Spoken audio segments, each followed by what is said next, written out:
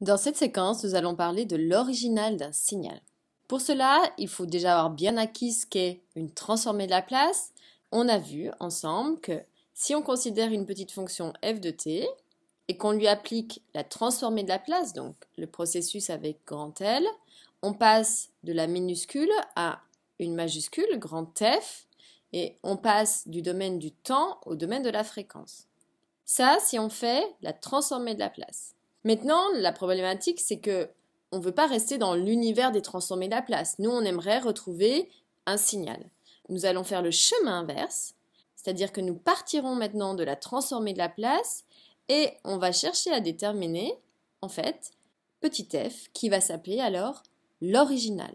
Donc, on dit que petit f, c'est l'original de grand F si, lorsqu'on fait le processus inverse, c'est-à-dire si on fait la transformée de Laplace de petit f de t, alors je dois tomber sur le grand F de P. Ça, c'est la définition. Et dans ces cas-là, on en reparlera, mais si ça, c'est la transformée de Laplace, le chemin inverse, ça s'appelle la transformée de Laplace inverse, et c'est noté grand L moins 1. Ça rappelle les inverses des chiffres.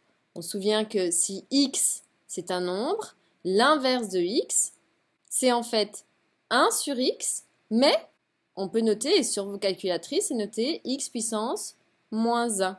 Parce que, en fait, ça correspond, entre guillemets, au processus inverse.